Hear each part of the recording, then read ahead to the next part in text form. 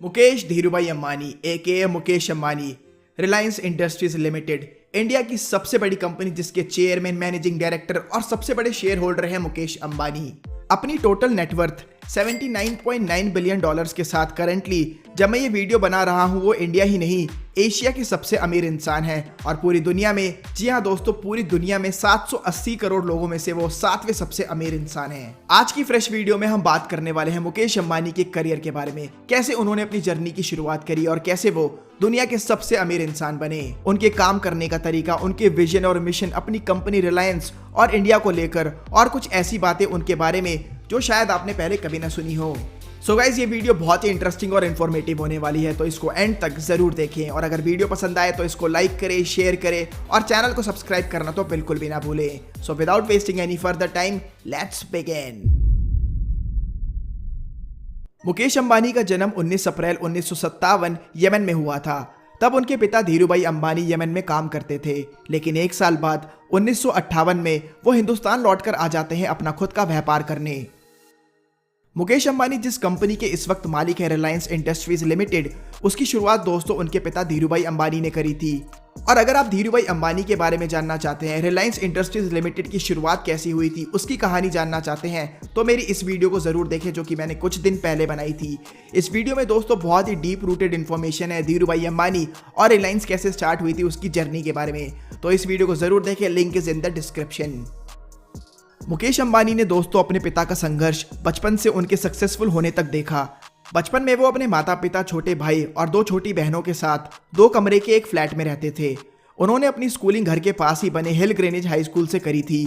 School की पढ़ाई complete करने के बाद उन्होंने यूनिवर्सिटी ऑफ बॉम्बे से केमिकल इंजीनियरिंग करी। उसी के दौरान उन्होंने अपने पिता के कारोबार को समझना शुरू कर दिया और उसमें थोड़ा बहुत योगदान देने लगे। लेकिन अगर उन्हें पूरी तरह उसमें घुसना था तो उन्होंने सोचा कि क्यों ना MBA करी जाए और उसके बाद वो स्टैनफोर्ड यूनिवर्सिटी में MBA करने लगते हैं। धीरूभाई अंबानी का बिजनेस रैपिड स्पीड में ग्रो कर रहा था। ऐसे में उन्हें अब जरूरत थी किसी ऐसे अपने की जो उनका साथ आगे तक दे सके। और धीरूभाई अंबानी का यह भी कहना था कि जो ट्रू नॉलेज होती है बिजनेस की, वो प्रैक्टिकल एक्सरसाइज में होती है, फील्ड में आकर काम करने में होती है, ना कि किताबी ज्ञान में।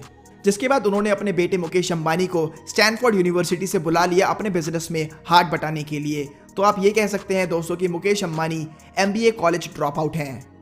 अब गाइस, बहुत से लोगों का ऐसा कहना है कि मुकेश अंबानी जो भी हैं अपने पिता धीरूभाई अंबानी की वजह से हैं, उनके बिजनेस की वजह से हैं।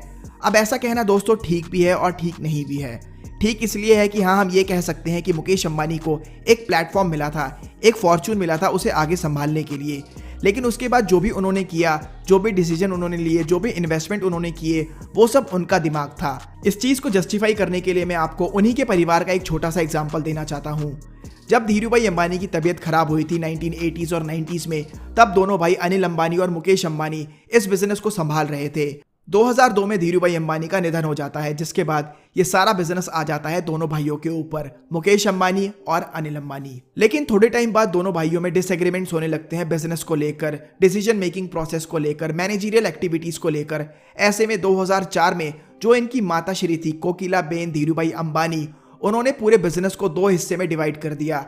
50% मिल गया मुकेश अंबानी को और 50% मिल गया अनिल अंबानी को। और उसके बाद उन्होंने अपनी इंडिविजुअल जर्नी की शुरुआत करी। आज बंटवारे की 16 साल बाद आप खुद देख लीजिए, मुकेश अंबानी है दुनिया के 7वें सबसे अमीर इंसान, इंडिया के सबसे अमीर इंसान, एशिया के सबसे अमीर इंसान। उनकी company Reliance industries limited India की सबसे बड़ी कंपनी है, फॉर्च्यून 500 में उनकी कंपनी टॉप 100 में है। और वहीं दूसरी तरफ है अनिल अंबानी, जिनका बिजनेस बहुत ही बुरी तरह लॉस में है और एक तरह से हम कह सकते हैं कि चौपट हो चुका है।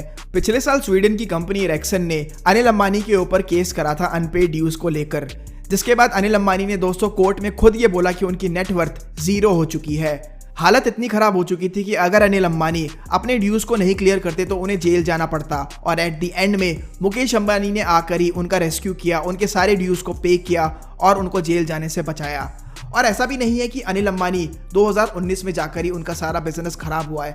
अगर आप 2008 की रिपोर्ट को देखें फॉर्ब्स की, तो 2007 और 8 के दौरान वो इंडिया के सबसे अमीर इंसान थे और दुनिया के 6ठे सबसे अमीर इंसान थे। जी हाँ दोस्तों, अनिल अंबानी। फिर ऐसा क्या हुआ 12 साल में कि उनका बिजनेस पूरा चौपट हो गया और मुकेश अंबानी इतने आगे बढ़ गए, और अब हम इसी की चर्चा करेंगे। अब मैं आपको कुछ पॉइंट्स के जरिए ये समझाऊंगा कि क्यों मुकेश अंबानी इतने सक्सेसफुल हैं। और दोस्तों ये सारे पॉइंट्स, ये सारी फाइंडिंग मेरी स्टडी है, मेरी रिसर्च के बेसिस पे है, ये मेरा ओपिनियन है। हो सकता है आप मुझसे एग्री करें, हो सकता है आप मुझसे डिसएग्री करें। So let's begin. तो पहला पॉइंट है दोस्तों, ग्रेट टीम। कोई भी बिजनेस क्यों ना हो, छोटा या बड़ा, अगर आपके पास एक ऐसी टीम है जो फुल एफिशिएंसी, फुल लॉयल्टी और 100% कमिटमेंट के साथ काम करे, तो आपको आगे बढ़ने से कोई नहीं रोक सकता।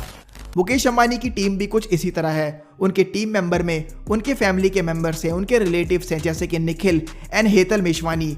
उनके स्कूल के और कॉलेज के कुछ ऐसे ट्रस्टवर्दी फ्रेंड जो हमेशा उनके साथ खड़े रहे हैं, वो उनके टीम के मेंबर हैं। एक इंडिविजुअल चाहे कितना ही इंटेलिजेंट क्यों ना हो, चाहे कितना ही एफिशिएंट क्यों ना हो, अगर आपके पास एक ऐसी टीम है जो अपना 100% दे, जो आपकी सोच को अपनी सोच बनाकर आगे चले, तो आपको सक्सेसफुल होने से कोई नहीं रोक सकता। दूसरी चीज़ है दोस्तों, हार्डवर्क। मुकेश अंबानी दोस्तों बहुत ही ज़्यादा हार्ड वर्किंग है।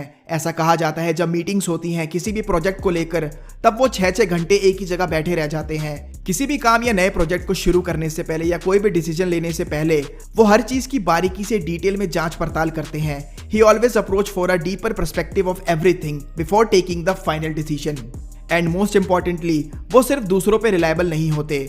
उनके एक करीबी दोस्त ने एक इंटरव्यू में बताया कि मुकेश अंबानी की मैथमेटिक्स बहुत ही ज़्यादा स्ट्रांग है। वो एक्सपर्ट्स के सजेशंस लेने के साथ खुद भी सारी कैलकुलेशन और मैट्रिक्स को स्टडी करते हैं फाइनल स्टेप इंप्लीमेंट करने से पहले। तीसरा पॉइंट है दोस्तों, रिस्क टेकिंग एबिलिटी। आपने हमेशा ये सुना होगा कि अगर लाइफ में कुछ बड़ा करना है तो रिस्क लेना बहुत ज़रूरी है। मुकेश अंबानी ने भी दोस्तों अपनी लाइफ में कुछ बहुत बड़े रिस्क लिए हैं। उन्होंने अपना टाइम, अपना पैसा, अपनी एनर्जी बड़े स्ट्रेटेजिक और कॉम्प्लेक्स प्रोजेक्ट्स में इन्वेस्ट करा, जैसे कि Jamnagar refinery, KGB, Kaveri gas basin, oil exploration और अभी का रिसेंटली जियो 4G। मुकेश अंबानी दोस्तों ऐसे बिजनेसेस में पैसा इन्वेस्ट करते हैं जिसमें ग्रो करने में टाइम लगता है, लेकिन एक बार जब बिजनेस अपनी पीक पर पहुंच जाता है तो मास कंज्यूमर्स को टारगेट किया जाता है और रिटर्न भी भारी भरकम मिलता है। जब भी वो किसी भी प्रोजेक्ट पर काम करते हैं तो उनका मेन ऑब्जेक्टिव यही होता है कि हम इस प्रोजेक्ट को जल्द से जल्द कैसे कंप्लीट कर सकते हैं, फुल एफिशिएंसी और इफेक्टिवनेस के साथ। मेरा ऐसा मानना है कि ये 3 मेजर पॉइंट्स ने बहुत बड़ा रोल प्ले करा है मुकेश अंबानी की सक्सेस में। और आज जब भी वो इंडिया के सबसे अमीर इंसान है, एशिया के सबसे अमीर इंसान है, 108 से भी ज़्यादा देशों में उनकी कंपनी रिलायंस इंडस्ट्रीज लिमिटेड अपनी सर्विसेज और गुड्स प्रोवाइड कर रही है। मुकेश अंबानी का बिजनेस दोस्तों बहुत ही रैपिड स्पीड में ग्रो कर रहा है और वो मार्केट के हर सेक्टर में घुस रहे हैं। आप अपनी स्क्रीन पर देख सकते हैं कि इन सारे सेक्टर में मुकेश अंबानी की कंपनी रिलायंस अपनी सर्विसेज प्रोवाइड करती है और ये नंबर आगे बढ़ते ही जा रहे हैं। क्या आपको पता है दोस्तों, मुकेश अंबानी की IPL टीम मुंबई इंडियंस इस पूरी दुनिया की दूसरी सबसे बड़ी स्पोर्ट्स क्लब टीम है। मुकेश अंबानी को दोस्तों फुटबॉल खेलने का बहुत शौक था। क्रिकेट की फील्ड में धूम मचाने के बाद उन्होंने खुद की एक फुटबॉल लीग स्टार्ट कर दी। सो गाइस, ये थी हमारी आज की वीडियो मुकेश अंबानी के ऊपर। आई होप आपको ये वीडियो पसंद आई होगी और मुकेश अंबानी के बारे में कुछ नया जानने को मिला होगा। अगर आपको ये वीडियो पसंद आई दोस्तों तो इसको लाइक करें, शेयर करें और चैनल को सब्सक्राइब करना तो बिल्कुल भी ना भूलें। अगर आप चाहते हैं मैं किसी पर्टिकुलर टॉपिक पर वीडियो बनाऊं तो मुझे नीचे कमेंट सेक्शन में कमेंट करके ज़रूर बताएं। दोस्तों आप मुझे इंस्टाग्राम पर भी फॉलो कर सकते हैं, मैंने अभी अपना एक नया अकाउंट बनाया है, और हमारे चैनल के इंस्टाग्राम को भी फॉलो कर सकते हैं। अगर आप मुकेश अंबानी से रिलेटेड और अंबानी फैमिली से रिलेटेड और भी वीडियोस देखना चाहते हैं जिन पे मैंने पहले प्रीवियस काम करा है तो उनके लिंक डिस्क्रिप्शन में दे रखे हैं, तो आप उन्हें भी ज़रूर देखिए। तो गाइज अब मैं आपको मिलता हूँ अपनी अगली वीडियो में, तब तक के लिए गुड बाय एंड टेक